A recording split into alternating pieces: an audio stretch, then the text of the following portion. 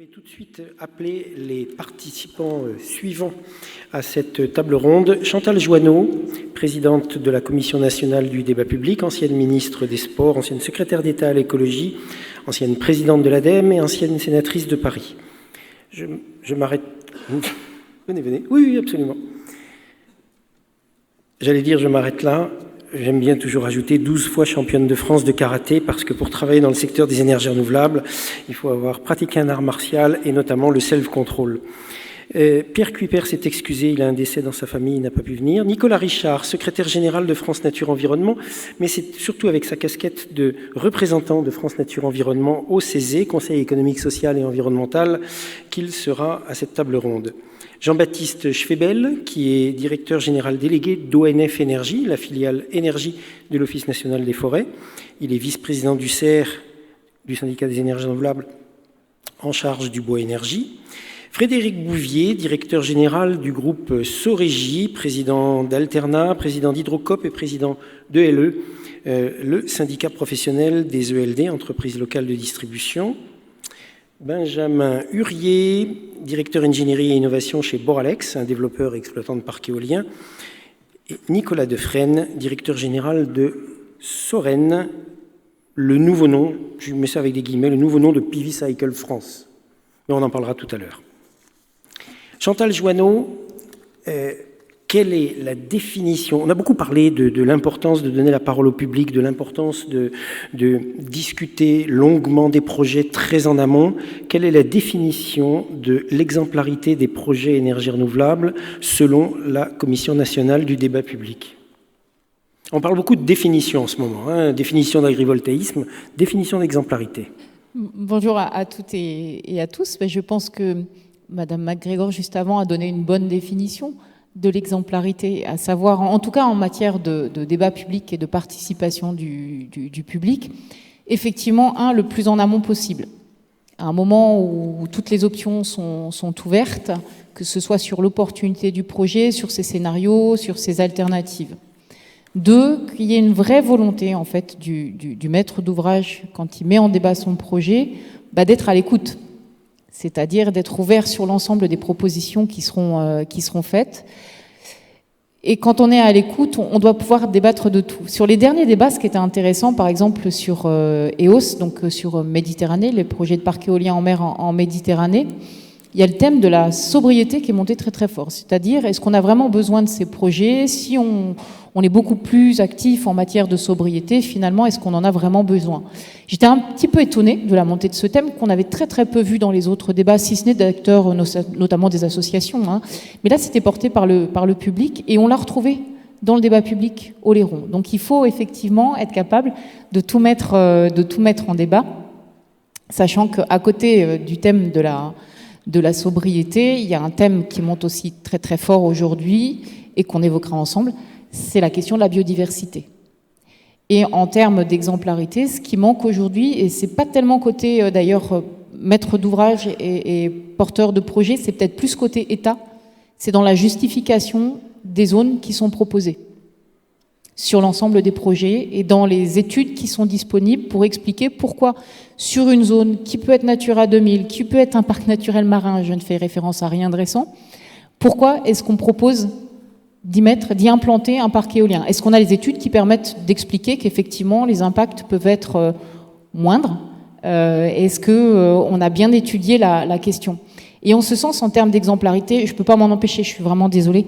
Je voudrais vous lire, juste à la suite d'un débat public que l'on a pu faire, c'était une concertation récemment sur un projet de parc éolien en mer, ce qui nous a été répondu sur cette dimension environnementale, puisque c'est une demande assez forte du public, effectivement, que la dimension environnementale soit bien prise en compte dans le développement. Et il nous a été répondu, donc, par l'État, que le cahier des charges prévoira l'obligation pour le lauréat de respecter les engagements en matière d'environnement pris au titre de son offre.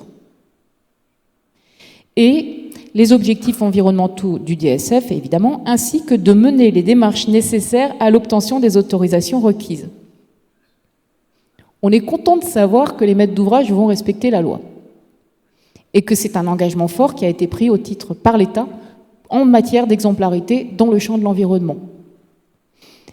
Tout ça pour dire qu'effectivement, en matière d'exemplarité, la question aujourd'hui de garantir une transition énergétique et écologique, elle se pose de manière de plus en plus forte dans les débats, et que c'est une question, je pense, qui s'adresse vraiment à l'État, qui manque aujourd'hui évidemment de moyens pour faire des recherches suffisantes, qui manque de moyens sur le terrain, et donc qui nécessiterait de pouvoir, vous avez évoqué la planification là juste avant, mais qui nécessiterait de pouvoir, pour vous, faire une planification très en amont, qui soit vraiment une planification précise de terrain, qui permette d'identifier différentes zones, peut-être de les dérisquer. On a par exemple sur les projets industriels des sites clés en main, peut-être de les dérisquer au minimum, de faire la plupart des études qui vont permettre de mettre en débat ces zones. Mais en tout cas, je trouve qu'aujourd'hui, en matière d'exemplarité, ça se pose au maître d'ouvrage, ça s'oppose à l'État en général. Je n'ai pas complètement répondu à votre question, mais ça m'a fait plaisir de le dire. Est-il possible d'à la fois donner la parole au public et répondre à cette urgence? Le mot urgence a été prononcé beaucoup aujourd'hui. En clair, est-ce que la CNDP ne risque pas de ralentir, en allant trop loin peut-être, je ne sais pas, de ralentir un petit peu? C'est une question qui est effectivement assez récurrente. Alors, 2 éléments de réponse, 3 éléments de réponse. La question a été posée dans plusieurs rapports qui ont été faits justement sur les questions de la participation et des procédures, dont aucun n'a conclu en ce sens.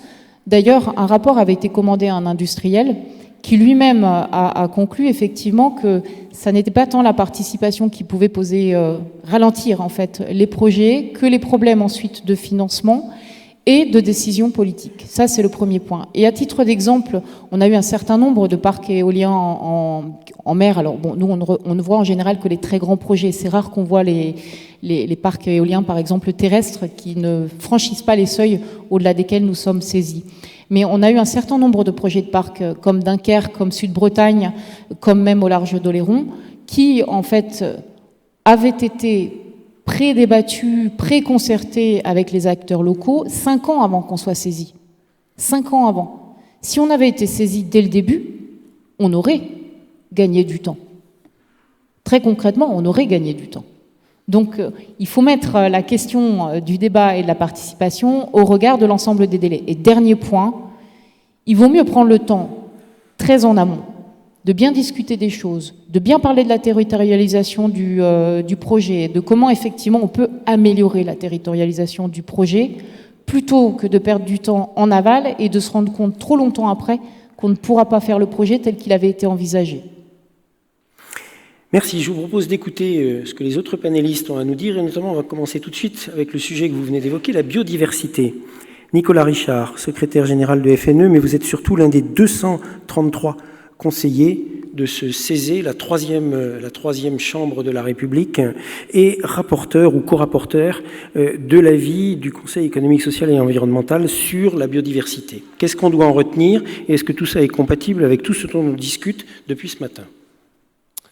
Alors d'abord, juste une petite correction, le CESE a été réformé depuis l'année dernière, on n'est plus que 175 conseillers. Et le CESE, c'est la troisième chambre de la République qui a pour mission d'éclairer la prise de décision publique au travers de la société civile organisée qui la constitue. Donc j'ai 2 casquettes. FNE d'un côté, France Nature Environnement, et forcément à ce titre, nous sommes très vigilants pour la restauration et la protection de la biodiversité, mais également très moteur pour le développement des énergies renouvelables qui, comme ça a été dit auparavant, est notre seul levier d'action dans les 15-20 années qui viennent pour décarboner notre énergie actuellement fossile, avec la sobriété, l'efficacité énergétique et les puits de carbone. Donc on est pour leur développement et l'accélération qui doit aller avec. Néanmoins, si c'est d'intérêt public majeur à l'évidence, ça l'est au même titre que la protection et la restauration de la biodiversité dont nous faisons partie et dont nous dépendons. Si l'un doit s'opposer à l'autre, on n'aura rien gagné, on aura tout perdu en fait.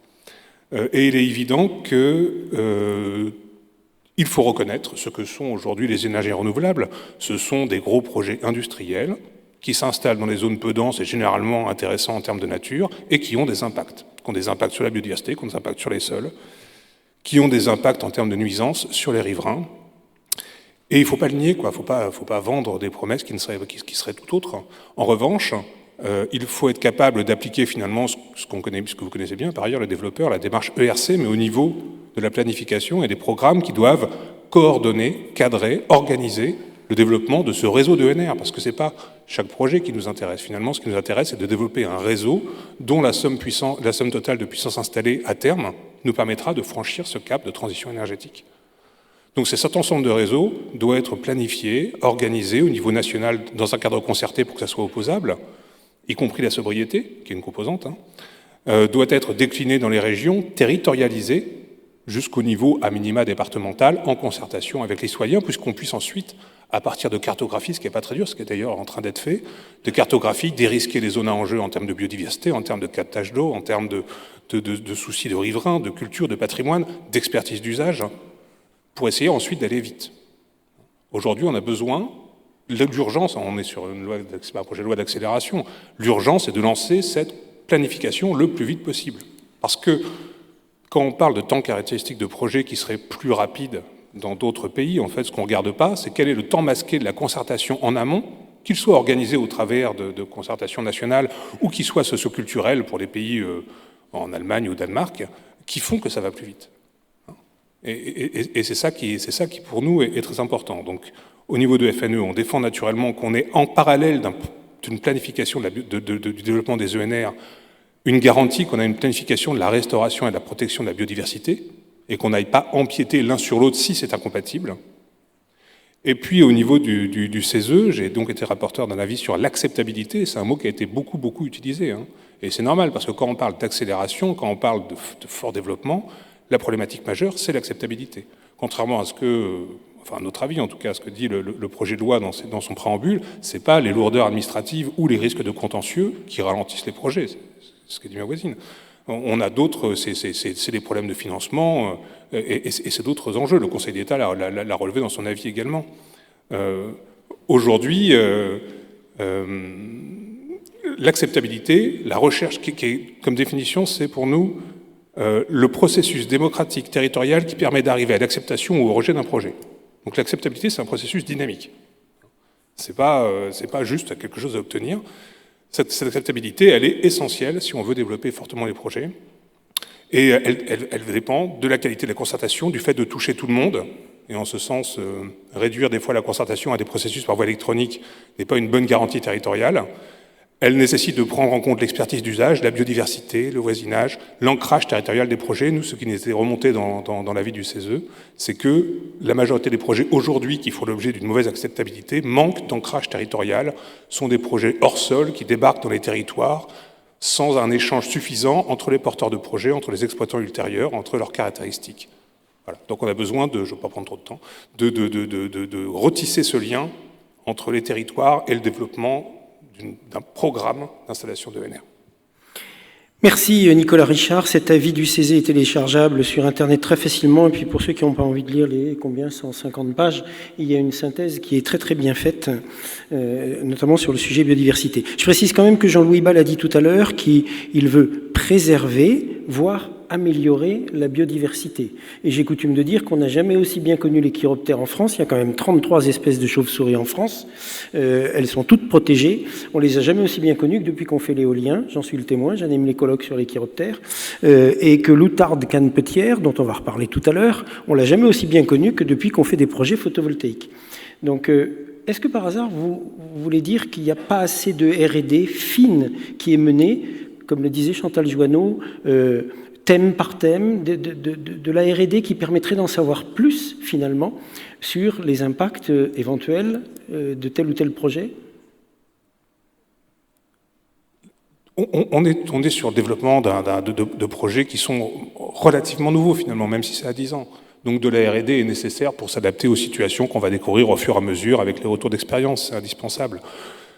Ce que je voulais dire et qui me paraît le plus important, c'est de déminer en amont les plus gros risques. On ne doit pas se retrouver dans des situations, si on peut l'éviter, d'installer des parcs éoliens ou des parcs photovoltaïques dans des zones hyper intéressantes en termes de biodiversité. Quand, dans le projet de loi, on parle des friches, une friche polluée, très dégradée, c'est intéressant de l'utiliser pour, finalement, chercher du foncier facile pour mettre des ENR dessus. En revanche, il y a plein de friches aujourd'hui qui sont des refuges de biodiversité très intéressants, dans des zones qui sont hyper anthropisées.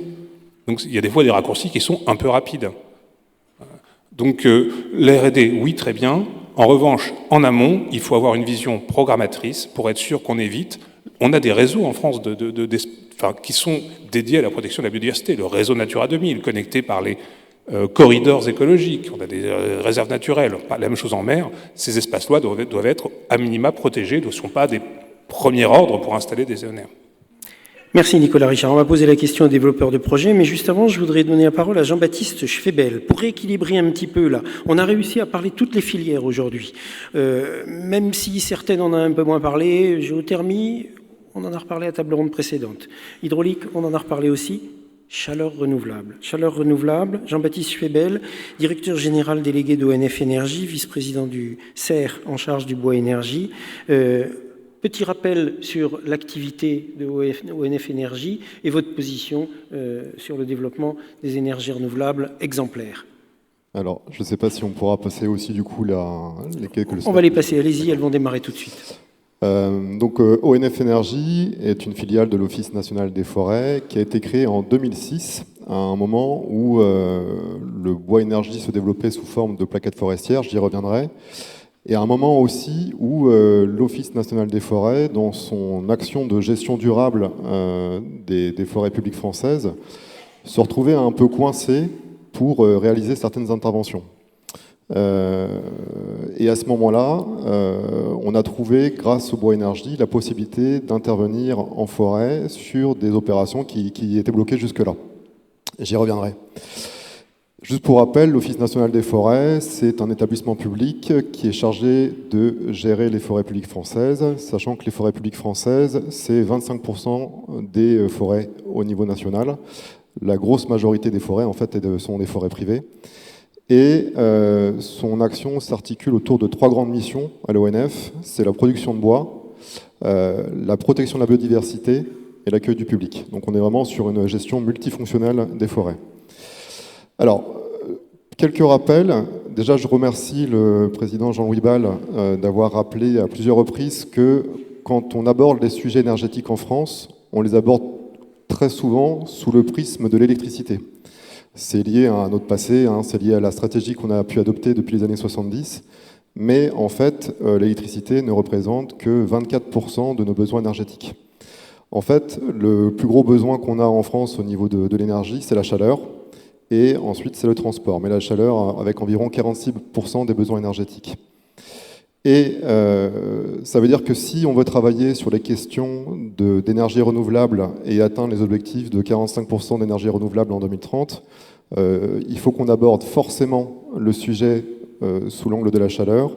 Et si on veut parler des chaleurs renouvelables, le bois énergie a une place qui est très importante, puisque à ce stade, le bois énergie, c'est 66% de la chaleur renouvelable. Donc on n'atteindra pas les objectifs qui nous sont fixés si on ne travaille pas sur le développement du bois énergie. Alors juste sur la slide précédente, pardon, juste pour représenter de quoi on parle quand on parle de bois énergie. Alors, je vous ai mis quatre images. La première, enfin celle que tout le monde connaît, le bois énergie sous sa forme ancestrale et traditionnelle, c'est le bois bûche. C'est ce qui représente aujourd'hui à peu près 25 millions de mètres cubes qui sont récoltés en bois énergie en France chaque année. Ça représente plus de 22 millions de mètres cubes. C'est vraiment le gros du bois énergie qui est récolté. Tout le monde le connaît. On a le granulé qui s'est développé maintenant depuis une dizaine d'années et qui se développe très fort. Donc c'est des sciures ou des particules très fines de bois qui sont agglomérées et qui font ces espèces de petits spaghettis là qu'on peut mettre dans des poêles ou dans des inserts. On a la bûche compressée, c'est un peu le même principe, sauf qu'on est sur un format de bûche. Et puis donc le dernier produit bois énergie, c'est la plaquette ou le copeau. Donc ce sont des morceaux de bois c'est des bois qui sont déchiquetés et qui de taille variable. On va plutôt être sur des petites plaquettes pour mettre dans les petites chaufferies collectives ou chez les particuliers. Et on va plutôt être sur des grosses plaquettes, grosse granulométrie, pour les chaufferies industrielles et collectives. Et c'est plutôt sur cet dernier produit en fait, que je vais insister dans ma présentation. Vous avez de la chance parce que si vous y avez parlé de granulés, avec les prix qui sont en train de s'envoler et pas assez d'unités de production, on aurait pu en parler un petit moment. On pourra en parler. Alors, le bois énergie, en fait, nous, c'est vraiment... là, je vais plutôt prendre la casquette Office national des forêts, donc gestionnaire de forêt. C'est un produit qui est incontournable pour qu'on puisse réaliser la gestion, enfin nos actions de gestion durable des forêts. Si on n'a pas le bois énergie, on est bloqué à certains stades de nos actions de sylviculture. Donc je vous ai remis en fait l'évolution de la forêt sur plusieurs années. Là, on est sur, on va dire, la vie d'une forêt de chêne depuis son stade de semis, c'est-à-dire vraiment tout un bébé plante, qui va grandir et qui va aller jusqu'au stade mature à 180 ans.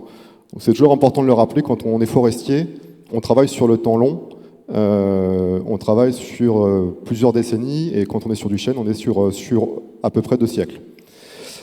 Pour produire du bois énergie, la première façon, c'est d'intervenir au stade 2 que vous avez sur le schéma, c'est-à-dire quand les bois sont en train de pousser, ils sont très serrés, et il faut leur donner de la place pour laisser les plus belles tiges, les plus beaux arbres aller jusqu'au bout. Et donc, dans ces cas-là, on est obligé de faire des coupes, ce qu'on appelle d'éclaircies, pour retirer un certain nombre de tiges pour qu'ils soient un peu moins serrés. Ça, cette opération-là, si on n'a pas le bois énergie, on ne peut pas le faire. Ensuite, le bois continue de pousser, et donc on arrive ensuite au stade mature. Et là, quand on va couper les troncs, on va récupérer les branches et on va les valoriser aussi en bois énergie. Si on n'a pas le bois énergie, c'est pareil, sur ces branches, on a du mal à les valoriser. Alors, quand on fait du bois énergie, la question qu'on pose en général, c'est est-ce que du coup vous allez déforester? Donc en fait, non. Le bois énergie, enfin, le but du forestier, c'est vraiment d'agir pour faire du bois d'œuvre. Donc c'est le produit qui a le plus de valeur ajoutée. Et le bois énergie, c'est un produit d'accompagnement, c'est un produit fatal. Donc on ne va pas faire de déforestation pour faire du bois énergie. Le code forestier est très strict, on ne fait pas n'importe quoi en forêt. Et je voulais juste l'illustrer avec 2 illustrations. La première, c'est que la surface forestière en France, elle a doublé en 2 siècles. On était à peu près à un peu moins de 9 millions d'hectares en 1840 et on est à 17 millions d'hectares aujourd'hui. Donc la forêt a cru et elle continue de croître encore aujourd'hui. La deuxième chose, c'est que chaque année, les arbres poussent. Alors ils poussent en hauteur, mais ils poussent aussi en diamètre. Et c'est ce qu'on appelle l'accroissement naturel. Donc chaque année, on considère que la forêt s'accroît entre 80 et 90 millions de mètres cubes. Et on en prélève à peu près 60%, à peu près 50 millions de mètres cubes. On serait dans une phase de décapitalisation si on prélevait plus que ce que la forêt produit. Mais là, vous le voyez, en fait, on est à 60% de l'accroissement. Donc c'était juste pour vous dire, le bois énergie, c'est un produit indispensable pour que le forestier puisse faire ses actions de sylviculture. Et il n'y a pas de risque de déforestation, il n'y a pas de risque qu'on puisse aller décapitaliser la forêt. Le but, c'est qu'on ne dépasse jamais l'accroissement annuel. Le but, c'est qu'on ne dépasse jamais l'accroissement annuel, parce que ça signifierait qu'en fait, on est en phase de décapitalisation, et ça veut dire qu'on tape plus dans le capital que ce que la forêt peut produire. La deuxième chose sur le bois énergie, c'est que c'est une énergie qui est très locale et dont la récolte ne dépend pas du contexte géopolitique international. Ce qui fait qu'on en a beaucoup parlé aujourd'hui, on a parlé de souveraineté, on a parlé d'indépendance, ça participe à l'indépendance énergétique. Au niveau d'ONF Énergie, chaque année, on mobilise à peu près 500 000 tonnes de bois énergie et on est sur un rayon moyen d'approvisionnement qui est de 60 km. Donc ça veut dire qu'on est vraiment sur du circuit court. Donc voilà, c'est une énergie locale, c'est une énergie dont la récolte ne dépend pas de ce qui peut se passer au niveau géopolitique et donc ça participe à l'indépendance énergétique. Alors c'est un mauvais graphe, c'est pas grave, je l'avais changé mais c'est pas grave. Ouais. Le troisième point sur lequel je voulais intervenir, c'est que les installations qui consomment du bois énergie sont des installations qui sont très efficaces sur le plan énergétique, puisqu'on est sur des rendements énergétiques qui sont entre 80 et 90%. Donc c'est des rendements qui sont très élevés. Pour comparaison, un moteur thermique de voiture, c'est à peu près 40% de mon rendement énergétique. Donc on est sur des rendements qui sont très élevés, et en plus, c'est une énergie qui est pilotable. C'est-à-dire qu'on planifie des approvisionnements en bois, on livre les clients qui peuvent faire tourner leur chaudière sans difficulté. Le graphe que je voulais vous présenter aujourd'hui, mais du coup, c'est le côté aussi appréciable du bois énergie, c'est sa stabilité en termes de prix et son côté bon marché. En fait, vous avez tous suivi ce qui s'est passé sur les marchés du gaz et de l'électricité, puisque le gaz, en gros, début 2021, on était aux alentours des 20 € du mégawattheure. On a eu des prix spot jusqu'à plus de 300 € du mégawattheure. Sur l'électricité, on était entre 50 et 70 € le mégawattheure. On est arrivé jusqu'à des prix qui ont dépassé les 1000 € le mégawattheure. Quand on regarde le bois énergie, on est sur des prix qui sont aux alentours des 22-23 € du mégawattheure. Et moi, j'ai regardé les prix qu'on avait depuis 10 ans dans ce qu'on a livré à nos clients. En fait, ça varie de plus ou moins 2-3 € du mégawattheure. Donc en gros, on était sur du 22,50, on est descendu à 20 à un certain moment, on est monté à 25.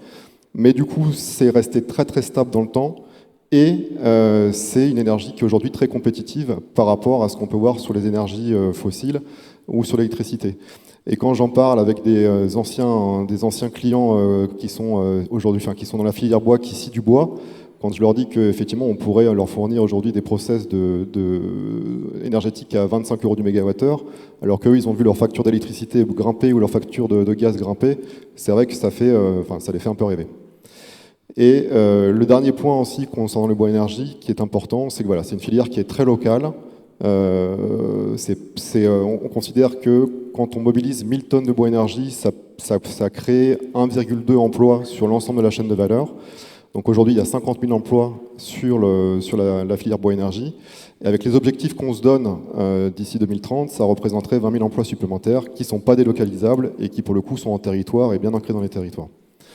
Donc ça, c'était pour présenter la filière bois énergie. Je pense que c'était important parce qu'effectivement, et je remercie encore Jean-Louis Bal d'avoir insisté sur le fait que quand on aborde les questions énergétiques, il faut parler de la chaleur. Et quand on parle de chaleur renouvelable, le bois énergie a toute sa place. Alors après, qu'est-ce que c'est que du bois énergie qui on fait de façon exemplaire ? Le but de toute façon, et je vous l'ai dit, c'est qu'on reste dans une optique de produire du bois d'œuvre, donc le bois matériau en gros, et que le bois énergie soit un coproduit, un produit d'accompagnement de la sylviculture pour faire du bois d'œuvre. Ça, il faut que ça reste. Ça restera parce que je pense que de toute façon, c'est dans les habitudes des forestiers, mais il faut qu'on reste dans cette optique-là. Ensuite, il y a des méthodes de récolte qui doivent être les plus respectueuses possibles de la forêt.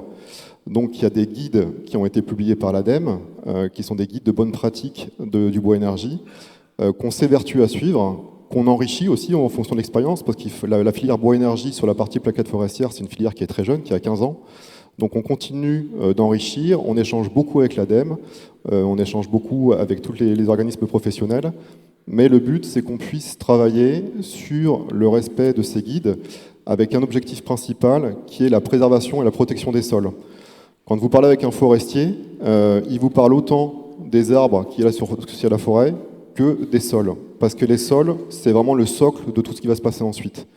Et protéger les sols, ça veut dire intervenir dans des périodes où ils sont le plus portants possible, c'est-à-dire qu'on va éviter de faire des ornières, parce qu'en général, ça détruit les sols et de façon assez durable.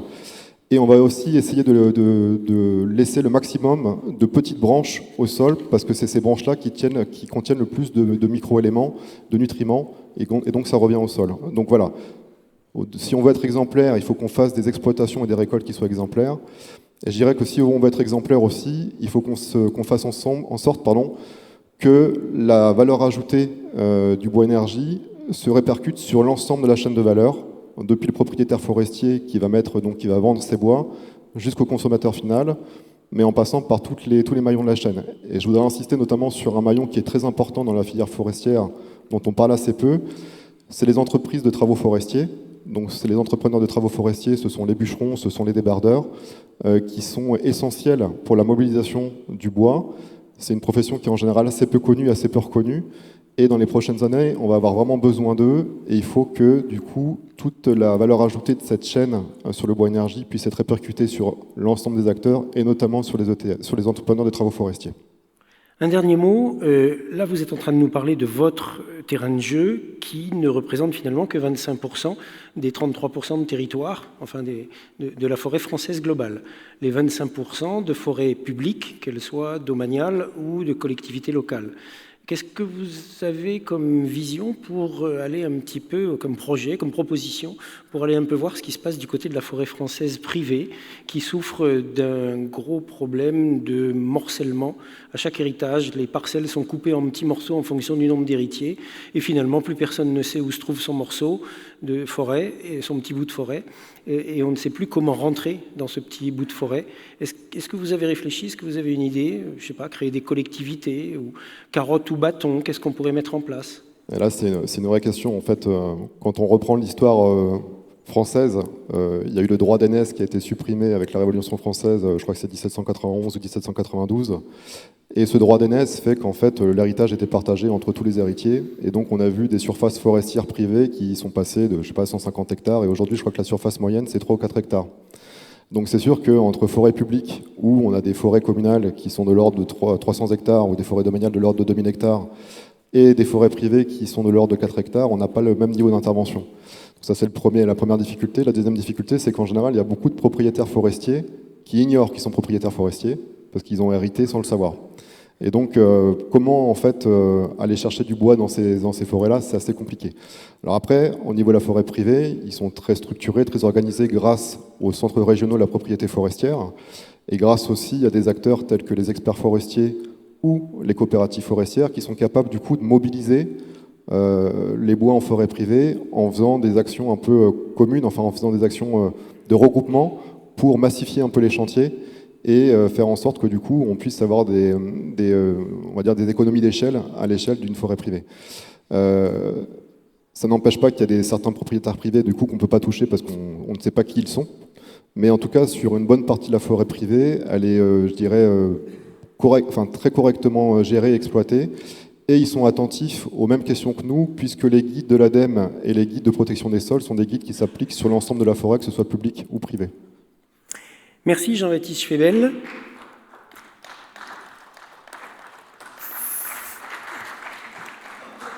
Vous voulez réagir? Oui, bien sûr. Chantal Joanneau. Oui, désolée, je voulais poser une question qui me taraude depuis tout à l'heure parce qu'on est confronté à un réchauffement climatique qui va beaucoup plus vite que prévu en Europe, c'est même documenté, et qui pose un défi énorme, en particulier pour la forêt et pour les grands arbres, parce qu'après une sécheresse, ils mettent des années à s'en remettre, et là, on a été confronté à plusieurs sécheresses. Et donc, comment vous allez gérer ça, parce que c'est votre capital, et comment vous allez le gérer en particulier pour le bois et le bois énergie? C'est la grande question. En fait, en tant que forestier, on est assez perturbé par ce qui se passe en ce moment, parce que jusqu'à présent, on était sur, je parle un peu technique, je suis désolé, sur des itinéraires sylvicoles, c'est-à-dire sur des modes de gestion qui étaient établis depuis des siècles, parce qu'on était sur un climat qui était relativement constant. Et puis là, on se rend compte qu'en l'espace de 15 ans, et surtout les 6-7 dernières années, ça s'est accéléré, mais de façon tellement effrayante qu'on est un peu perdu. Alors, malgré tout, on s'est rapidement mobilisé. Je dirais qu'on a commencé déjà à identifier les essences d'arbres qui sont les plus sensibles au réchauffement climatique, soit parce qu'elles ne résistent pas aux fortes chaleurs, soit parce qu'elles ne résistent pas au déficit hydrique. Donc il y a une action de renouvellement un petit peu qui a été engagée pour, au fur et à mesure, retirer ces essences et les remplacer par des essences qui sont plus adaptées. Les essences qui sont plus adaptées, c'est des essences qu'on essaie de faire venir plutôt du sud de la France, en faisant des projections de ce que pourrait être le climat d'ici en 2050-2060. C'est ce qu'on appelle la migration assistée, c'est-à-dire que des essences qui au départ ne sont pas trop dans leur zone, dans leur terrain de jeu, on les fait monter un peu plus au nord en espérant que du coup elles soient adaptées au climat de demain. Là on parle de migration qui est interspécifique, c'est-à-dire qu'on change d'essence. Mais on a aussi des projets où on garde la même essence, mais en faisant venir des essences plus méridionales. Donc il y a le projet, par exemple, moi je pense au projet Giono, du nom par rapport à l'histoire d'Elzéar Bouffier, où on a pris des hêtres qui étaient du sud de la France et on les a montés en Lorraine, en espérant que du coup ils soient adaptés au climat de demain. Donc il y a on a aussi un outil qui s'appelle Climessence, qui, en fonction du climat de demain, nous dit quelles seront les essences qui seront adaptées dans tel ou tel domaine, dans tel ou tel secteur. Donc, le problème, c'est qu'aujourd'hui, c'est très expérimental. On avance à tâtons et on essaye en fait, d'accompagner la forêt sans être sûr que finalement les décisions qu'on prend sont les bonnes. Mais de toute façon, on va y aller comme ça petit à petit. Et puis après, je pense qu'il faut aussi faire confiance à la nature. Je pense qu'elle a des capacités de résilience que parfois on ne soupçonne pas. On s'en est rendu compte, nous, sur des exemples très concrets en forêt, où on pensait que telle ou telle essence était foutue, et puis ça repart. Donc en fait, c'est à la fois, on va dire, un accompagnement, et en même temps, on essaie de voir un peu ce qui se passe au niveau naturel, et puis on va essayer d'en tirer les conséquences. Je sais que vous avez discuté avec Pascal Canfin et que vous allez visiter un terrain en forêt pour lui parler un petit peu de cette filière. Il y a une question sur l'impact de la loi européenne sur la biomasse qui l'exclut des ENR. On en a déjà discuté aujourd'hui, mais je pense que à la fois le CIB, le syndicat et l'ONF vont répondre à cette question de Pascal Canfin de ce matin. Je voudrais donner la parole à Frédéric Bouvier, directeur général du groupe Sorégie, un petit peu une multidépartementale des énergies renouvelables qui intègre toute la chaîne de valeur de la fourniture d'énergie depuis la production jusqu'à la consommation. Vous avez à votre actif une vingtaine de parcs éoliens. Alors comment est-ce qu'on gère l'exemplarité au sein de votre conglomérat territorial ? Merci. Sorégie, c'est une entreprise locale d'énergie issue de l'électrification rurale, un petit peu, presque 100 ans. On fêtera les 100 ans en 2025. Et aujourd'hui, notre mission, c'est vraiment d'être un accélérateur de la transition énergétique. Donc, notre raison d'être, c'est l'appropriation territoriale de la transition énergétique, c'est le partage de la valeur, c'est le partage de l'énergie, et ça nous conduit, puisqu'on est présent sur tous les métiers de l'énergie, y compris les réseaux de distribution d'électricité et de gaz, avoir une approche qui va autour des ENR intégrer la production, la fourniture et les services systèmes. Et donc, on va avoir des démarches d'innovation qui vont nous amener à travailler de manière très spécifique, tant en termes de modèle économique qu'en termes technologiques et de partenariat avec des acteurs publics ou privés. Je crois qu'il y avait une petite diapo. Je viens de la demander en régie. Ouais. Elle ne devrait pas tarder à arriver. C'était une petite diapo avec des photographies très jolies pour illustrer. Qui montrait bien toutes les activités. Voilà. Voilà, donc bon, ça illustre un petit peu tout ce qu'on fait en termes de production d'énergie renouvelable et un peu l'ADN du groupe qui se déploie essentiellement dans la production d'énergie renouvelable à travers sa filiale Cergy depuis 2001, mais aussi à travers Hydrocop dans la petite hydroélectricité et puis plus récemment dans une autre filiale qui s'appelle The Energy Vienne qu'on a constituée avec la start-up The Energy qui est un leader dans le domaine des centrales PV hybrides qui associent le photovoltaïque avec du stockage pour un modèle économique très intéressant qui va permettre de livrer à J-1 un profil d'énergie solaire retravaillé par le stockage et un modèle économique en plus qui associe des services systèmes. Voilà, donc on voit sur cette diapo un petit peu tout ça. Donc, en haut, c'est Hydrocop. Voilà, on a deux grandes familles de barrages dans les Alpes, dans le massif de Beldon et sur le torrent de la Sévresse, dans les Hautes-Alpes. Donc, on fait de la haute chute avec un profil très estival. Et ici, on voit le lac du barrage du Haut-Véton. Donc, on a 2 lacs d'altitude qui nous permettent du stockage. Tout en bas, on voit une centrale photovoltaïque flottante. C'était la première mise en service en région Nouvelle-Aquitaine en 2020. On voit aussi une infrastructure emblématique de notre territoire d'origine qui est la Vienne. Alors pour ceux qui ne savent pas situer la Vienne c'est le Poitou. Et le Poitou, c'est souvent le Futuroscope. Et justement, cette infrastructure, c'est l'Arena du Futuroscope qui a été inaugurée cette année et qui est une sorte de zénith régional, enfin, du nord de la Nouvelle-Aquitaine. Donc là, on a équipé toute la toiture avec 1 mégawatt. En haut à droite, on voit notre première centrale PV solaire hybride avec The Energy. 12 mégawatts de panneaux et 2,5 mégawatts de stockage stationnaire. Et donc, avec The Energy, depuis cette preuve de concept, on a accéléré. On a signé un Utility PPA qui va, pour 20 ans, nous permettre d'alimenter nos activités de fournisseurs d'énergie avec 10 centrales de ce type pour un total de 150 gigawattheures par an à partir de 2024-2025. Puis on est allé un peu plus loin, on a pris une participation, on est le partenaire industriel de référence de The Energy, aux côtés de divers fonds infra. Et puis on voyait des éoliennes, bon ça on y reviendra peut-être un petit peu tout à l'heure. Non, on peut y revenir tout de suite, parce qu'il y a en plus 2-3 questions de la salle. Comment est-ce que vous vous organisez pour l'implication des élus, des riverains, de la population? Et il y a une question qui dit: comment pratiquer un développement exemplaire quand la grande majorité des élus locaux refusent catégoriquement de parler éolien terrestre à toutes les étapes d'un projet?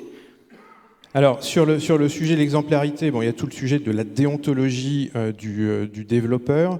Et là-dessus, Sergi est allé très loin, hein, jusqu'à vraiment rechercher l'aval des communes par un vote formel au conseil municipal, hein, et pas simplement dans la commune où s'installent les éoliennes, mais aussi dans les communes alentours, et jusqu'à repasser devant le conseil municipal, le cas échéant, à l'issue des études, pour bien vérifier qu'il y a toujours un consensus local.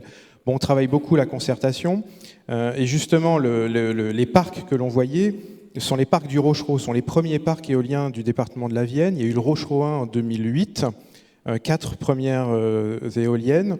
Il y a eu le Rochereau 2, une extension en 2017, et puis on est en ce moment dans un sujet qui est le repowering de notre parc de 2008. Et donc on a 15 années d'expérience du travail de concertation, et on l'a vu sur la concertation sur le Rochereau 3, les habitants, ils se sont tellement bien appropriés ces parcs qu'ils se demandent pourquoi on se limite à 4 éoliennes en repowering, pourquoi on ne va pas plus loin.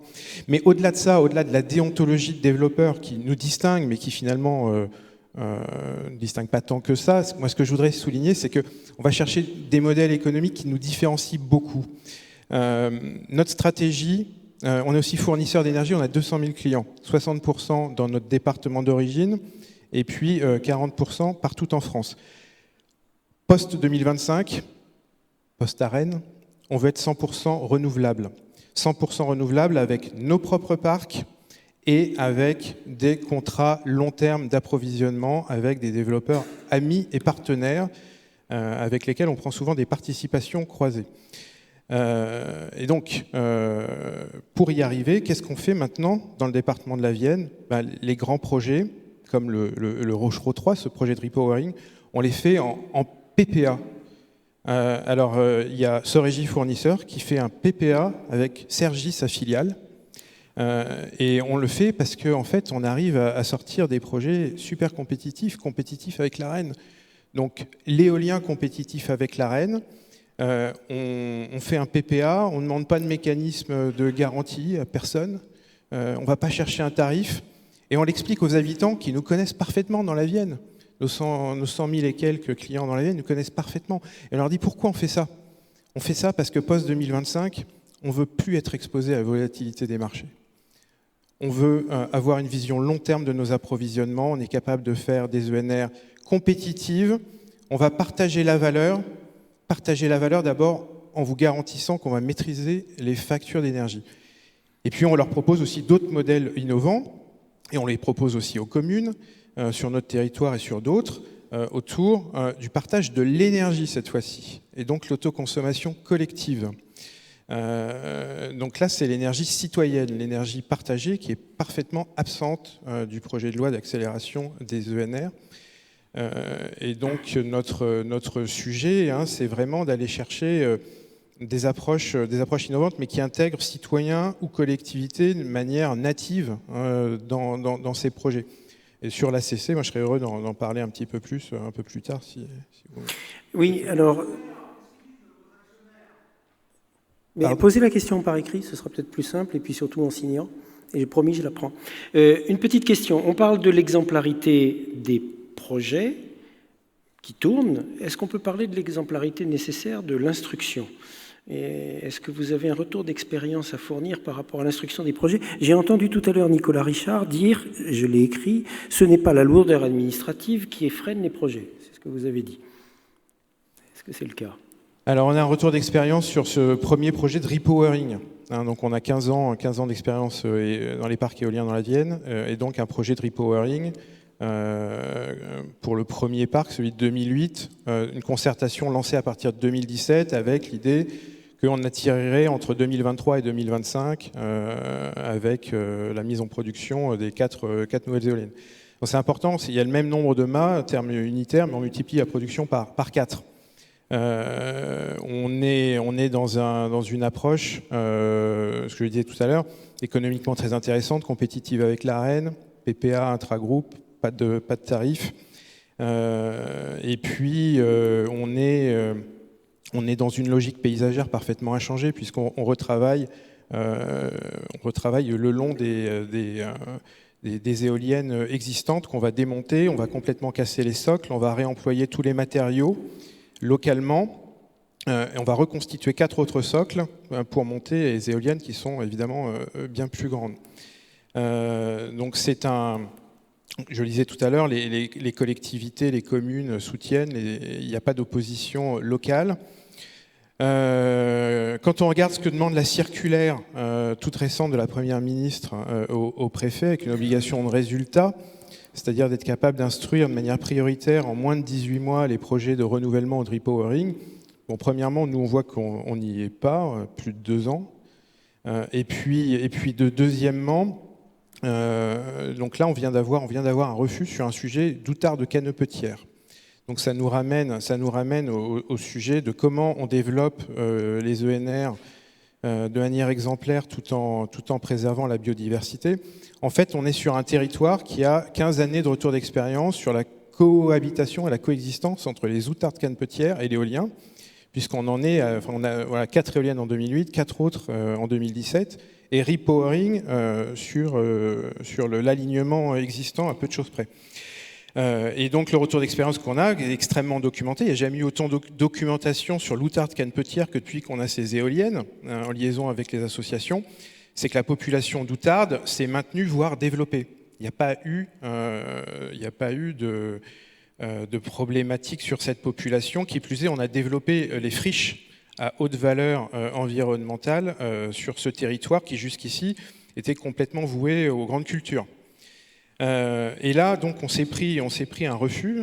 Donc, la DAE a fait l'objet d'un arrêté de refus. Une semaine après la publication de la circulaire, après l'envoi au préfet. Elle n'était pas encore retombée en pluie jusqu'au service instructeur, peut-être. Et quand on en prend connaissance, le seul motif du refus, c'est le fait que désormais, il faudrait considérer que la protection de l'outarde justifie de ne plus faire aucun projet sur ces territoires. Donc, si on se projette, ça veut dire que échec du projet de repowering, et ce sera aussi échec du projet de repowering sur le parc numéro 2, qui est sur le même territoire. Or, jusqu'ici, on était sur la coexistence, la cohabitation. Il ne fallait pas que ça ait d'impact sur la population, voire que ça promeuve son développement. Et là, on nous dit sanctuarisation. C'est un sanctuaire.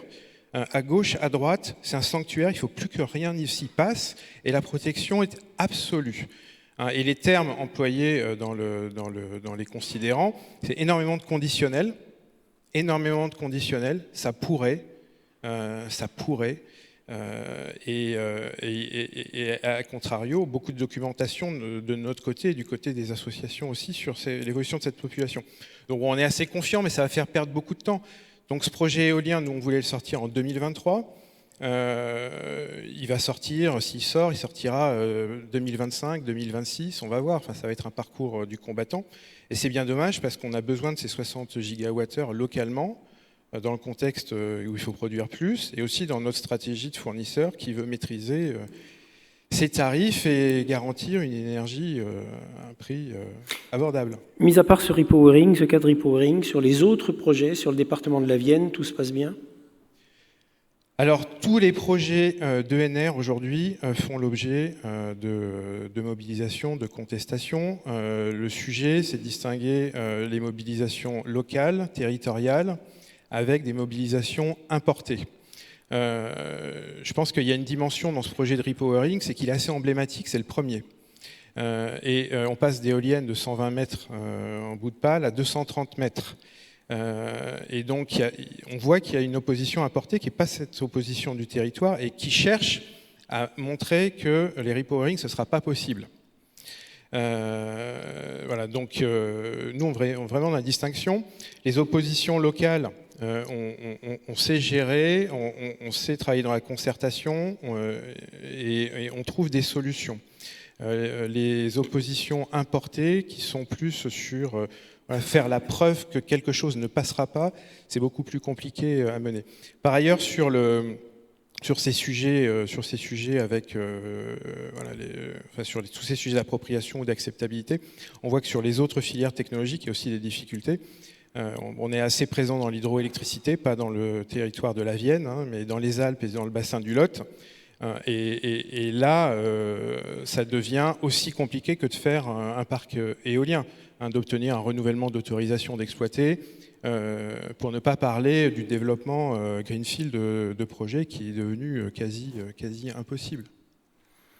Merci pour ce témoignage, Frédéric Bouvier. On va poser la question à Benjamin Hurier, directeur ingénierie et innovation chez Boralex, donc développeur et exploitant de parcs éoliens.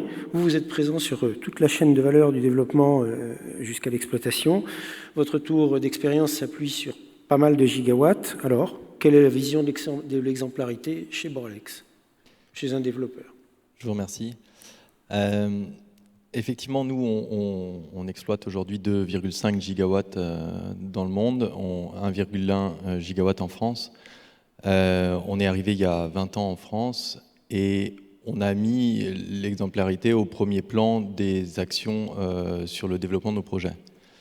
Je voudrais juste faire un commentaire sur le thème de la table ronde. Quand je l'ai appris, j'ai noté quand même qu'il y avait un mais.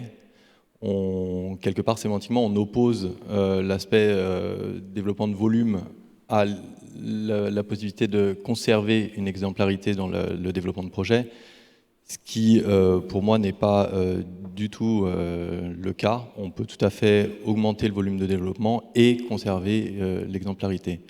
On peut regarder, pour prouver ça, on peut regarder ce qu'on a fait par le passé, ce que la filière a fourni par le passé. Les enjeux, quand je suis arrivé il y a 15 ans chez Boralex, c'était de prouver qu'on allait créer de l'emploi et de prouver qu'on allait pouvoir être compétitif par rapport à d'autres énergies. Je pense que ces deux enjeux-là, on a su les résoudre tout en conservant et en améliorant continuellement nos pratiques et donc nos projets. Donc je pense que par là, pour le futur, on saura faire plus de projets tout en étant encore meilleur dans le développement de projets. Si je pense ce qu'on fait et ce qu'on applique chez Boralex, premièrement, par notre plan stratégique 2019, on a mis nos objectifs RSE au niveau du groupe, au même niveau que nos objectifs financiers. Ça, je pense que c'est à noter, puisque finalement on est en train de dire que la qualité de nos projets et de l'entreprise sont aussi importants que ces résultats financiers. Ensuite, je vais vous parler un peu du cycle de vie des projets et de ce qu'on met en œuvre pour garantir l'exemplarité. Les projets, ça commence par une prospection, par un scan des territoires. Et là, on s'impose une grille de lecture sur les projets, sur les secteurs qu'on prospecte. Et en termes de prospection, on a 75% des projets qu'on ne se permet pas d'amener au stade de la génération, c'est-à-dire qu'on n'investit pas, on ne démarre pas d'études d'impact sur 75% des secteurs qui sont potentiels pour un projet d'énergie renouvelable.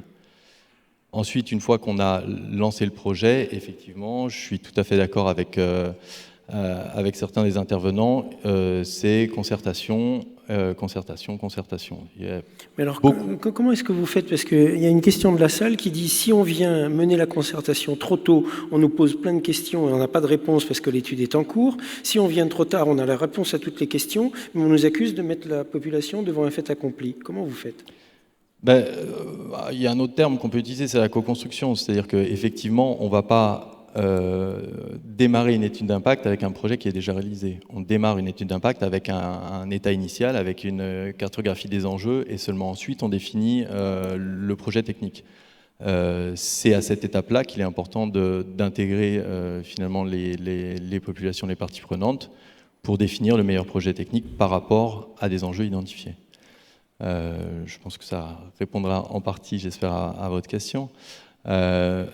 Après, il y a toute une offre territoriale qu'on déploie pour finalement, on va dire, augmenter l'acceptabilité du projet ou en tout cas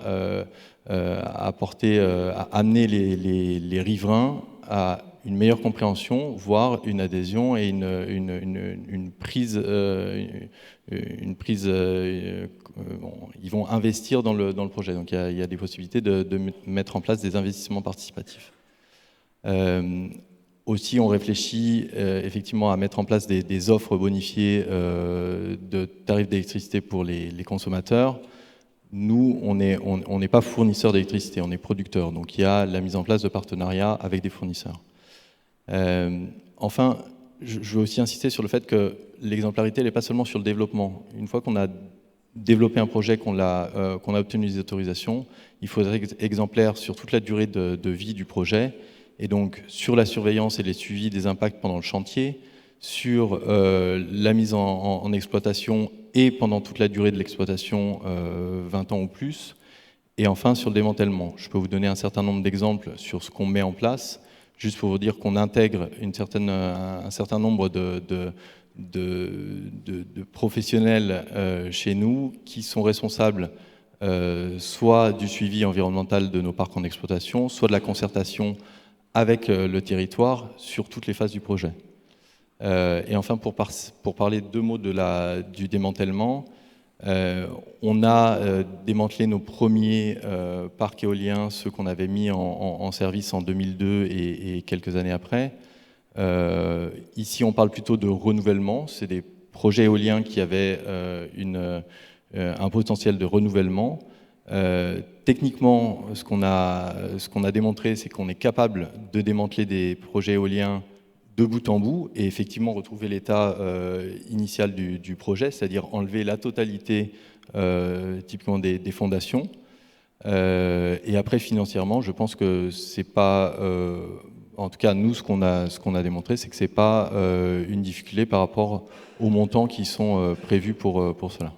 Et pourtant, plein de populations vous disent mais qu'est-ce qui va se passer si la société fait faillite? Qui va s'occuper du démantèlement? Il y a plein de papiers qui circulent de tous les côtés disant que le démantèlement sera à la charge de la collectivité. Pourquoi est-ce que vous ne communiquez pas plus quand vous réussissez à démanteler un parc éolien un petit peu comme Valorem l'a fait, Jean-Yves Grandidier doit être encore dans la salle. Ils ont fait une petite vidéo qui circule sur Internet. Il faut faire circuler ça, montrer que le démantèlement, c'est possible et ça n'est pas à la charge de la collectivité. Effectivement, on va dire collectivement au niveau de la filière, on pourrait, et je pense qu'il existe déjà des documents pour expliquer comment se passe le démantèlement d'un parc éolien.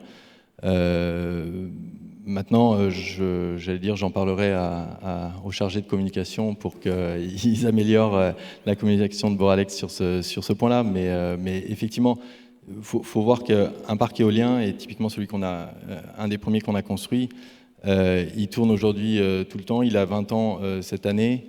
Et y a pas, on va pas l'abandonner en pleine nature. On peut pas se cacher. Nous, on est là pour durer. Et ce projet-là, même si c'est des petites éoliennes, il est encore tout à fait rentable dans la mesure où on internalise la maintenance et où on sait maintenir une production avec ce type de projet. Merci Benjamin Hurier, puisqu'on est en train de parler de démantèlement, d'arrivée en fin de vie. On va donner la parole à Nicolas Defresne, donc je vous ai dit tout à l'heure, directeur général de Soren, nouveau nom de PV Cycle France. C'est un incontournable de l'exemplarité, finalement, le recyclage des produits, l'économie circulaire. C'est presque une condition sine qua non de la massification. Alors, quelle est la vision de Soren de l'exemplarité et de l'organisation avec un nouveau site industriel en Aquitaine pour bientôt ? Bien, chez Soren, on considère aujourd'hui qu'on est à un changement de paradigme, c'est-à-dire on passe finalement de l'âge du pétrole à l'âge des métaux. Et ça conduit en fait à constater qu'il y a 2 raisons en fait d'être exemplaire.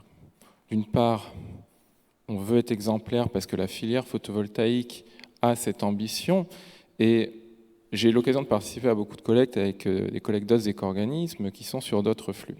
Et même si mon flux n'est pas forcément le plus important, c'est souvent celui qui a le plus de questions, c'est-à-dire les panneaux photovoltaïques.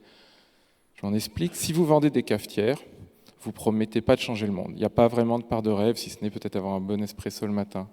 Le photovoltaïque, c'est aussi, et les renouvelables de manière plus générale, la promesse d'une énergie décarbonée, d'un monde plus propre, d'un monde plus vivable.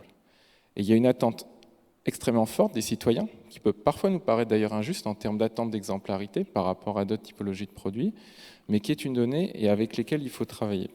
C'est aussi une obligation, j'ai envie de dire, industrielle. Aujourd'hui, je lisais une étude il y a 2 semaines d'un chercheur japonais qui écrivait que cette transition énergétique, la décarbonisation de l'électricité, va accroître par un facteur de 7 la consommation de métal entre 2015 et 2050. C'est considérable. On parle beaucoup de l'ère du terawatt-crête. 1 terawatt-crête de panneaux photovoltaïques avec les technologies actuelles, c'est 29 000 tonnes d'argent, qui est le métaux le plus critique en tout cas. 29 000 tonnes d'argent, c'est 94% de la production mondiale annuelle d'argent. Donc en fait, ce on se rend compte aujourd'hui, c'est avec les annonces en Chine, aux États-Unis, en Europe de transition énergétique, qui sont des objectifs ambitieux, ce n'est pas possible. En tout cas, ce n'est pas possible dans une économie linéaire.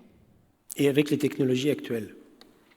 Non, avec les technologies actuelles, dans une économie circulaire, ça devient possible. Il y a une étude de l'IEA qui est parue il y a 2 mois, Solar PV Global Supply Chain, j'engage chacun d'entre vous à y jeter un œil, qui montre que si on fait du recyclage à haute valeur ajoutée, j'aurai l'occasion d'en parler un peu plus dans quelques instants, ça peut permettre de subvenir à 80% des besoins de l'industrie de la transition énergétique en argent, 20% des besoins en cuivre, 20% des besoins en aluminium, 20% des besoins en silicium. Des métaux dont on dépend de l'extérieur de l'Union européenne. Je rappelle que 70% par exemple, de la production d'aluminium vient de Russie et d'Ukraine. On voit aujourd'hui l'impact sur les fabricants, l'explosion du coût de l'aluminium. Et en fait, on n'est peut-être pas riche de nos sous-sols, mais on est riche de nos déchets. Et je le dis souvent maintenant, on parle du recyclage, on a souvent dit c'est un mode de traitement des déchets. Moi, je ne dis pas du tout. Un peu, mais c'est surtout un mode de production de ressources, de ressources qu'on va pouvoir réutiliser pour notre transition énergétique.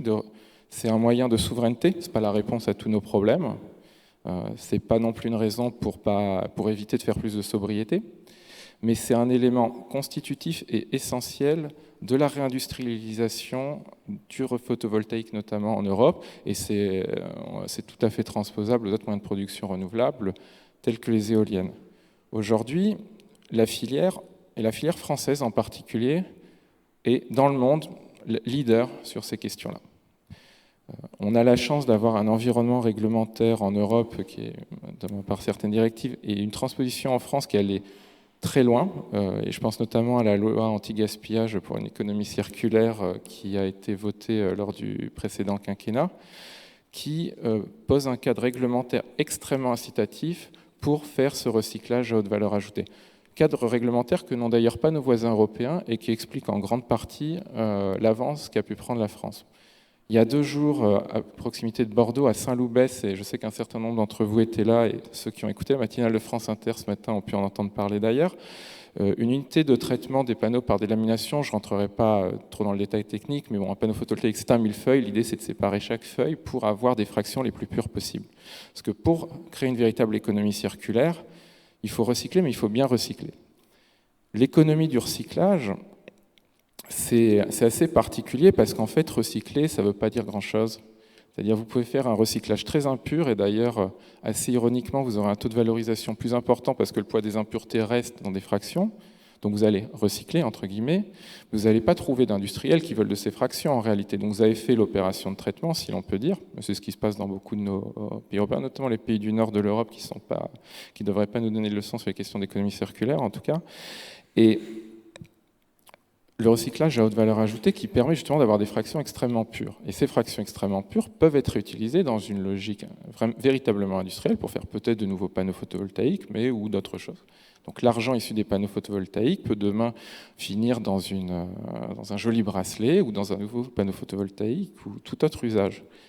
Et c'est non seulement nécessaire si on veut faire cette transition énergétique, comme je vous le disais, mais aussi du bon sens économique et environnemental.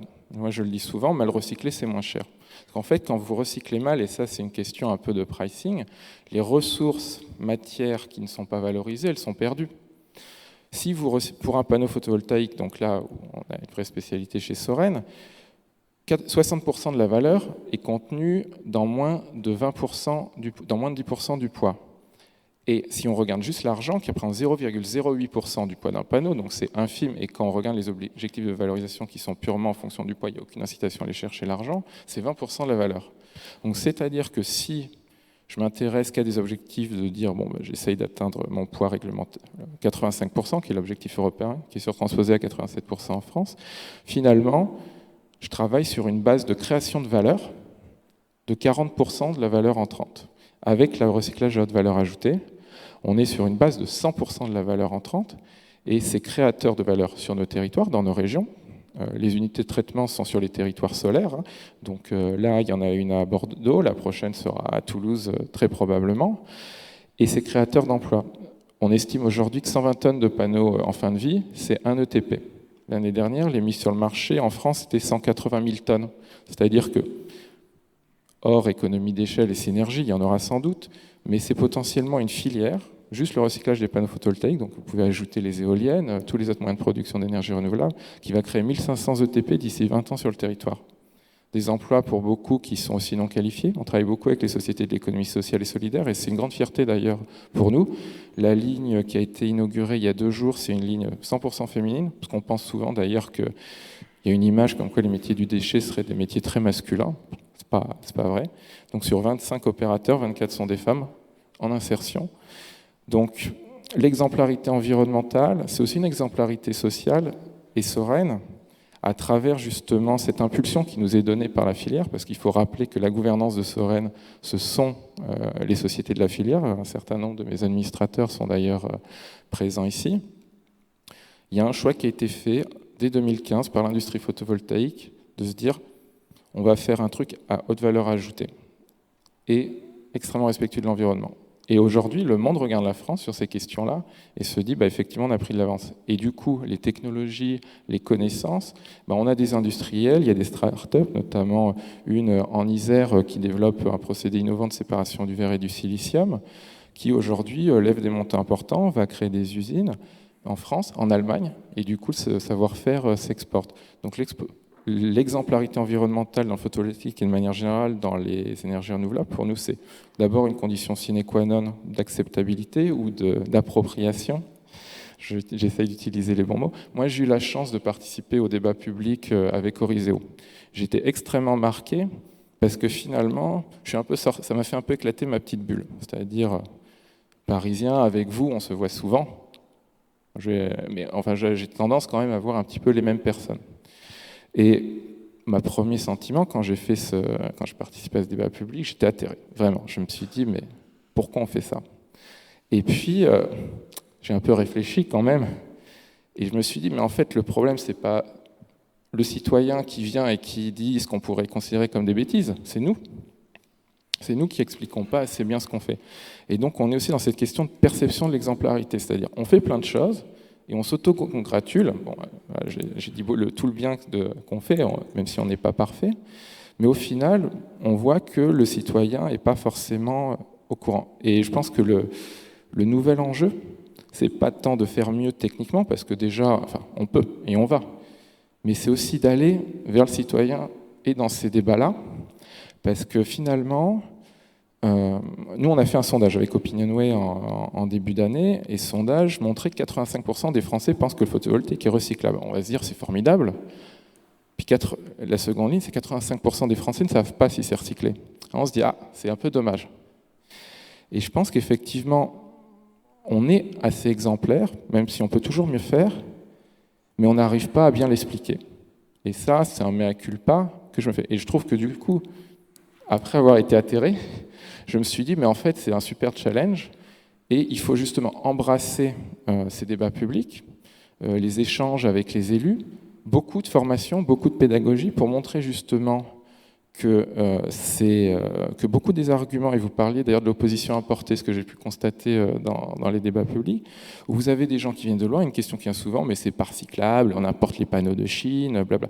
Dites-vous que les panneaux qu'on importe de Chine, demain, c'est notre matière première à nous. Enfin, il y a beaucoup d'arguments sur tout. Et enfin, un dernier truc, c'est sur on critique beaucoup le photovoltaïque sur sa consommation et la densité matière que ça représente. Mais moi, je voudrais aussi partager avec vous cette réflexion que j'ai sur... en fait, c'est une pensée ancienne. On dit on consomme des matériaux. Moi, je ne pense pas. On immobilise des matériaux. C'est-à-dire que sur des énergies fossiles, ouais, vous consommez, c'est vrai. On crame du pétrole, on crame du gaz, et il a été consommé, il n'est plus là. Ça, on est tous d'accord. Mais vous faites un parc photovoltaïque, vous faites un parc éolien.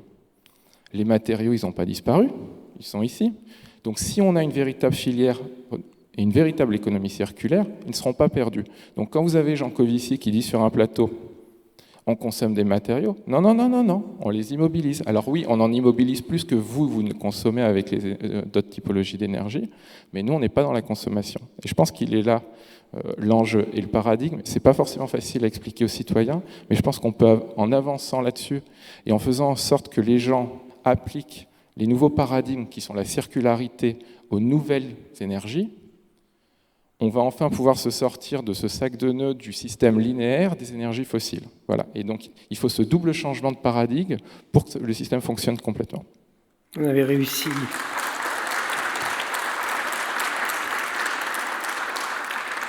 On avait réussi à passer toute la journée sans parler de Jean-Marc Jancovici. Il s'invite dans les débats, hein, il n'y a pas... Il est assez opposé aux énergies renouvelables. Juste une question, exemplarité économique aussi, vous êtes aidé par les territoires d'accueil ou vous arrivez à équilibrer tout ça? C'est plutôt l'inverse, c'est nous qui aidons, mais c'est très bien. C'est-à-dire qu'on est sous un système d'obligations réglementaires, donc Soren n'est pas aidé, ne reçoit pas de subvention. Soren est intégralement financé par la filière. Soren, et quelqu'un parlait Catherine MacGregor, je crois, parlait du provisionnement. Je peux déjà vous dire que Soren a quasiment 20 millions d'euros déjà provisionnés pour le recyclage des panneaux photovoltaïques.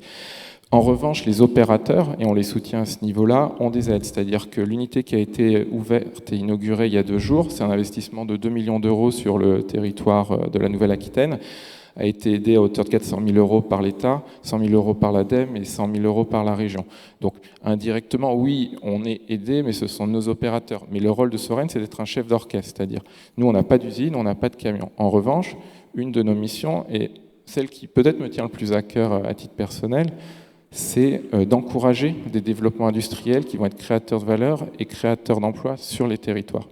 Et avec des acteurs de l'économie circulaire comme Envie, c'est ce à quoi on arrive et on en est extrêmement heureux. Et avec de la réinsertion, comme vous l'avez cité tout à l'heure. Une question de la salle pour Frédéric Bouvier, c'est celle de M. Zaharia, là, qui n'avait pas de micro tout à l'heure.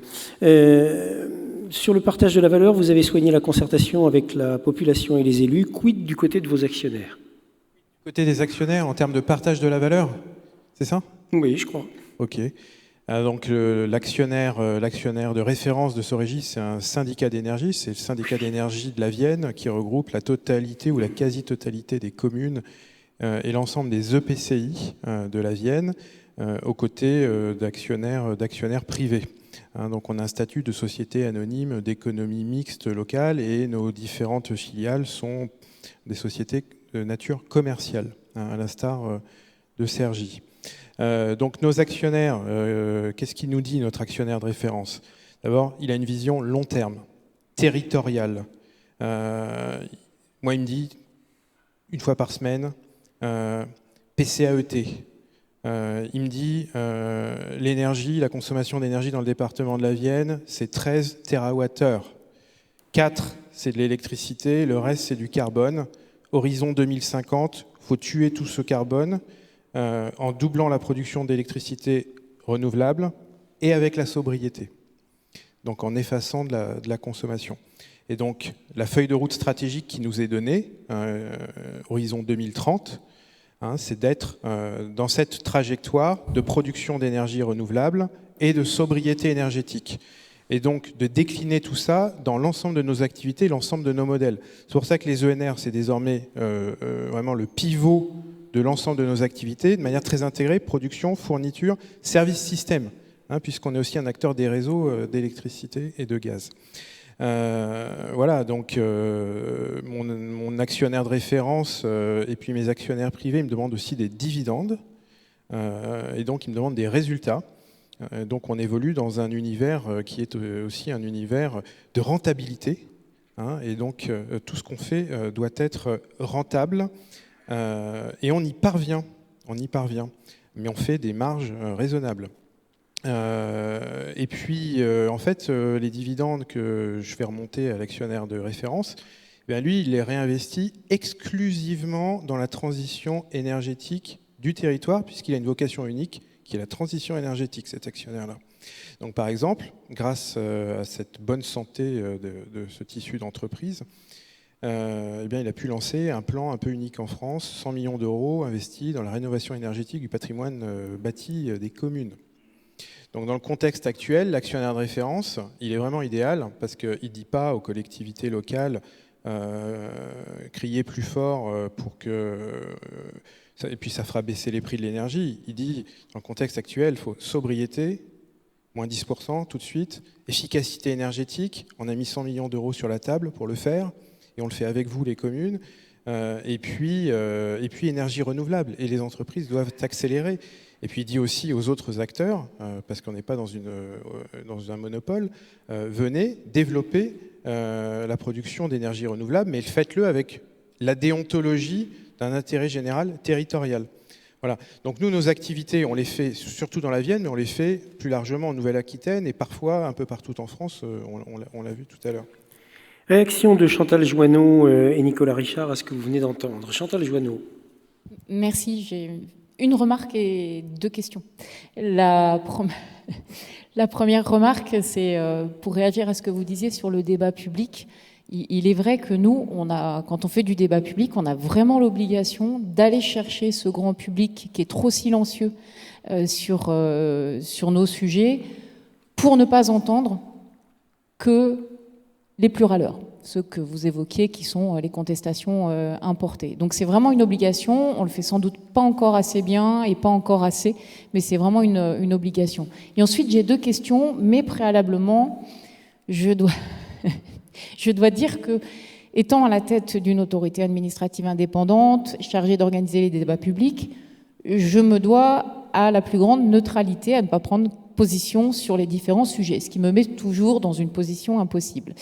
Et donc, je vais formuler mes observations sous forme de questions. La première, ce qui est assez frappant, c'est pourquoi est-ce que dans le domaine des énergies renouvelables, il faut toujours faire preuve de plus d'exemplarité que dans d'autres domaines. Et donc, je vous livre cette question. Et la deuxième question, elle sera peut-être plus provocante. Pourquoi est-ce qu'on n'entend que Jean-Marc Jancovici aujourd'hui ? Alors, à la deuxième question, pourquoi est-ce qu'on entend Jean-Marc Jancovici ? C'est parce qu'il a une mission, je crois. Pourquoi je suis en train de répondre, moi, d'ailleurs ?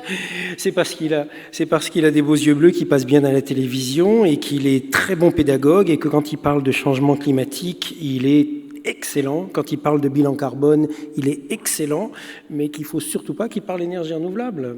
On est enregistré, je crois. Bon, c'est pas grave.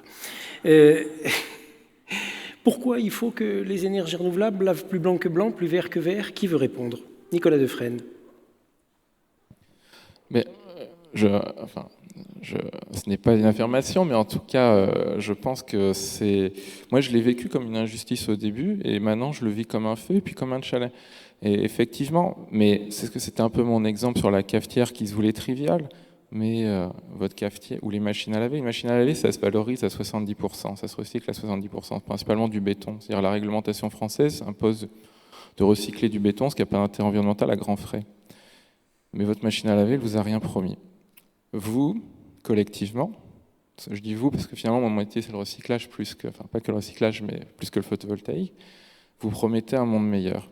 Et les gens ont c'est la part de rêve dont je parlais, c'est-à-dire il y a une attente. C'est pas que de l'énergie décarbonée. D'ailleurs, c'est toute la beauté, moi je trouve, de cette industrie et ce qui fait que j'ai grand plaisir à travailler pour cette industrie finalement, parce qu'il y a ce driver, ce moteur d'exemplarité environnementale qui pour construire une véritable économie circulaire, c'est une véritable chance. Je peux vous dire qu'il y a des filières REP, de façon intelligence du producteur, où c'est beaucoup plus conflictuel. Mais les gens ont cette attente parce que vous leur promettez pas juste une énergie moins chère, vous leur promettez pas juste une énergie décarbonée, vous leur promettez des lendemains qui chantent d'une certaine manière. Vous venez de parler de filière REP, réacteur eau pressurisée. Non. Non. Bon, d'accord. Responsable énergie du producteur. J'ai cru l'espace d'un instant, parce que sinon j'aurais parlé du NGG. Et des gens parlaient du SRAD tout à l'heure. Nicolas Richard. Oui, moi j'aurais voulu rebondir sur ce que vous disiez à la fin de votre intervention sur l'intérêt général territorial. On parle là d'exemplarité des projets, et je crois qu'on a quand même des très bons exemples sur le plateau, et ça rend la discussion intéressante, mais on sait que dans les territoires, il n'y a pas que des bons exemples non plus. Il y a aussi, et il y a eu, ce qui a provoqué les difficultés d'acceptabilité que l'on connaît et qui ont fait l'objet de l'avis au CESE, un certain nombre de projets faits sous le manteau entre promoteurs privés, sur des terrains privés qui apparaissent au dernier moment et qui ont crispé beaucoup de territoires. C'est une réalité. On sait qu'en ce moment, ce qui se passe sur l'agrivoltaïsme, avec une promotion assez effrénée, parce que c'est hyper concurrentiel, parce qu'on voit dire beaucoup d'intérêt, risque de faire le même problème dans 2-3 ans si on y prend garde.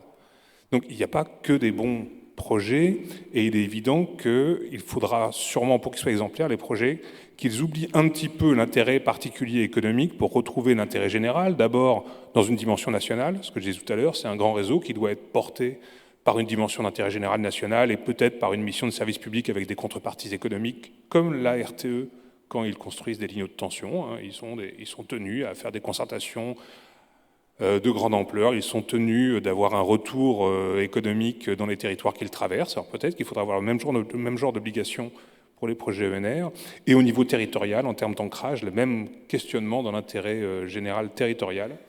Je crois que c'est vraiment le sens... le sens des choses, décaler, sortir de ce qui a provoqué pas mal de problèmes, avoir des projets purement poussés par la rentabilité économique et rentrer dans ce domaine, dans cette dimension d'intérêt général et donc de partage de valeur. Dans l'avis du CESE, on pense que le partage de valeur serait plus opportun autour de la fiscalité, car serait mieux à même de garantir que les retombées aillent bien sur le périmètre des impacts et sur la catégorie des impacts. Et aujourd'hui, on peut interroger tant l'IFER que la taxe éolienne offshore que d'autres aspects sur cette partie-là. On n'est pas bien sûr que ce soit en phase. Et puis, il y a peut-être d'autres modalités à établir. On est plus circonspect sur la fait d'avoir un retour directement sur la facture. Ça nous semble compliqué par rapport à l'égalité de traitement dans le pays, et des exemples qu'on a vus par ailleurs en Danemark ou en Irlande ont été arrêtés parce qu'ils ont eu des effets pervers. Donc ça semble une bonne idée a priori, mais en fait, c'est pas si simple que ça à mettre en œuvre. Pourtant, il y a déjà des exemples. Je pense à un parc éolien sorti d'obligation d'achat en Beauce, à Bonneval, au bord de la Nationale 10, où les riverains, les 4 communes riveraines du parc éolien, peuvent avoir, au travers de la structure énergie du Bonnevalais, une électricité moins chère, en gros 10% moins chère, parce qu'elles sont à proximité de ce parc. Alors, c'est pas équilibré. Le développeur fait ça pour expérimenter le truc. Économiquement, pour l'instant, ça tient pas encore la route parce qu'il n'y a pas assez d'abonnés. Ils s'en vont jusqu'à Châteaudun. Mais il y a déjà des expérimentations très intéressantes qui se font. Benjamin Hurier, une réponse à la question de Chantal Joanneau. Pourquoi les énergies renouvelables doivent laver plus blanc que blanc? Alors, je pense souvent on veut appliquer l'exemplarité aux dernières arrivées. Effectivement, c'est quand même un domaine relativement jeune, les énergies renouvelables dans le monde énergétique, et donc on lui applique tout ce qu'on a constaté comme, on va dire, défaut dans l'application des règles pour d'autres types d'énergie. Après, c'est aussi une exigence qui vient de nous. C'est-à-dire que si je regarde les gens que j'ai rencontrés aujourd'hui et les gens avec qui je travaille tous les jours, c'est des gens qui travaillent pour les énergies renouvelables, mais pas que, j'ai envie de dire. Ils travaillent pour développer des nouvelles énergies, des énergies propres pour les générations futures, et ils se mettent un point d'honneur à le faire de la meilleure des façons. Donc il y a à la fois quelque chose qui nous est imposé, et il faut garder d'imposer un millefeuille trop complexe, que l'exemplarité ne tende pas vers la complexité, un millefeuille de réglementation. Mais à la fois, c'est quelque chose qui vient de nous, et puis ça, je pense que c'est très, très vertueux, et puis je reconnais effectivement cette exigence au sein de chacun d'entre nous. Une question pour Jean-Baptiste Schwebel. Que pense l'ONF de l'éolien? Et j'ajouterai presque une question de la salle. L'État ne devrait-il pas montrer l'exemple en ouvrant ses forêts domaniales à des projets exemplaires, éoliens ou photovoltaïques? Alors, éolien, ça permet de passer au-dessus de la canopée, largement au-dessus de la canopée. Photovoltaïque, c'est un peu plus compliqué s'il faut déboiser. Alors, c'est vrai qu'on a vu se développer depuis une dizaine d'années des demandes de promoteurs éoliens de pouvoir s'installer en forêt pour pouvoir mettre des éoliennes. Parc photovoltaïque, un peu moins pour l'instant. Plutôt des parcs éoliens. C'est compliqué. Enfin, on a d'un côté un couvert forestier qui, en général, voilà, et je vais surtout parler du point de vue des communes forestières, parce que c'est surtout sur les communes forestières en fait qu'on était interrogés pour des questions de revenus en fait. Ça permettait d'abonder les budgets des communes, beaucoup plus en général que ce que pouvait rapporter la forêt. Et donc c'est toujours des questions qui sont un peu compliquées parce qu'effectivement d'un côté on a un couvert forestier qui amène un certain nombre d'aménités positives, voilà, la famille qui se balade le week-end. Il y a aussi, on parlait du bois énergie, il y a aussi la possibilité d'aller faire du bois bûche dedans en tant que particulier. Il y a tout le côté effectivement biodiversité et on a une demande finalement d'ouvrir ce couvert forestier pour le remplacer par des éoliennes.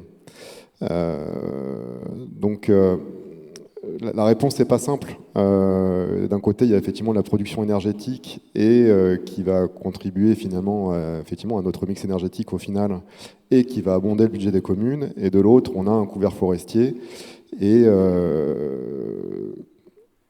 le forestier que moi je suis aura plutôt tendance à dire moi je préfère voir des forêts sur là où il y a du couvert forestier aujourd'hui parce que c'était un peu l'état du terrain et parce que pour un certain nombre de raisons, je pense que c'est la meilleure chose, mais je peux comprendre aussi effectivement les collectivités qui se disent il y a peut-être moyen dans ces cas-là de participer un peu à l'effort collectif au niveau du mix énergétique, et puis ça représente un surplus pour le budget de la commune.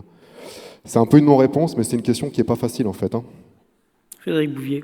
Moi, je pense que pour la lisibilité d'un effort collectif d'accélération dans les ENR de manière très partagée et avec une forte appropriation territoriale, il faut éviter d'aller taper dans des puits de carbone pour produire de l'énergie. Donc si on peut préserver nos puits de carbone tout en développant des parcs ENR, et en particulier éoliens, sur des terrains qui s'y prêtent un peu plus, essayons de concilier les deux. Enfin, si c'est taper dans les forêts pour faire de l'éolien, je ne pense pas que ça va contribuer à développer l'appropriation de cette énergie renouvelable.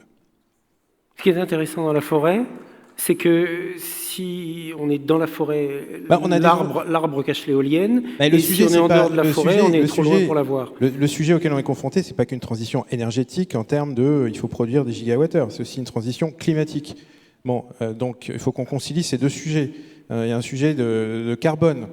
C'est quoi le bilan carbone d'un projet où vous tapez dans des puits de carbone pour ensuite mettre des ouvrages industriels qui sont ensuite destinés à produire de l'énergie? C'est pas lisible, c'est pas compréhensible. À l'échelle d'un développeur et à l'échelle d'un projet, ça peut s'expliquer, ça peut sans doute se vendre. Mais maintenant, à une échelle territoriale un petit peu élargie, c'est à mon avis pas comme ça qu'on peut favoriser le développement d'une acceptabilité et une appropriation de cette transition énergétique. Moi, je pense que sur nos territoires, on arrive à avoir des collectivités, des habitants qui disent on y va parce que c'est pas ou les puits de carbone ou les éoliennes, c'est tout ça, tous ensemble. C'est une stratégie climatique et énergétique. Une dernière question à Chantal Joanneau pour clôturer cette table ronde. L'éolien en particulier, on vient de l'évoquer, mais aussi beaucoup d'autres filières énergies renouvelables sont victimes de contre-vérités qui circulent. Qu'est-ce qu'on pourrait faire? C'est pas à la présidente de la CNDP que je m'adresse, là presque, c'est à tout votre retour d'expérience, d'ancienne présidente de l'ADEME, d'ancienne secrétaire d'État à l'écologie, d'ancienne ministre, d'ancienne sénatrice de Paris, et j'en oublie certainement. Comment peut-on faire avec tout ce que vous avez pu voir et entendre au cours des j'ose dire, des décennies qui se sont écoulées. Qu'est-ce qu'on pourrait faire aujourd'hui pour rétablir un petit peu la vérité sur ces énergies renouvelables et démontrer leur exemplarité? Il y a plein de choses qu'on peut faire. Déjà, effectivement, montrer quand même les sujets de controverse, parce qu'il n'y a jamais de vérité absolue, et donc ce serait intéressant de montrer les sujets qui font débat. Les débats que vous évoquiez, puits de carbone versus effectivement production d'énergie dite décarbonée. Donc montrer ça, le clarifier par exemple des clarifications de controverses. Mais plus fondamentalement, il y a deux éléments. Le premier, c'est que vous n'imaginez pas combien vous n'êtes pas compris. C'est-à-dire pas compris, c'est-à-dire que les mots que vous utilisez ne sont pas compris. Ils ne sont pas dans le vocabulaire commun, ils ne sont pas ou rarement ou mal enseignés de toute façon. Et donc, il faut savoir se mettre à disposition du public et être lisible et compréhensible du public. Et franchement, quand on se lance dans le débat public, alors qu'on a baigné dans nos sujets depuis des et des années, on est frappé de l'incompréhension du public par rapport à nos sujets, ne serait-ce que parce qu'on utilise des mots qui sont incompréhensibles. Et le deuxième élément, ce qui serait bien, c'est que le service public, audiovisuel, tout ça, joue pleinement son rôle. Merci beaucoup. Ce sera le mot de la fin de cette table ronde, donc. Deux petites piques en très peu de temps, c'était pas très sympa. Dites-moi, on a besoin de quelqu'un qui réponde à Jean-Marc Jancovici. Après la Commission nationale de débat public, vous n'avez pas envie de prendre ce rôle-là et d'aller trouver le nouveau Don Quichotte de l'éolien là Il va falloir attendre mars 2023. On verra alors. D'accord, on enregistre. Jean-Louis, tu as enregistré. Merci madame, merci messieurs d'avoir participé à cette table ronde.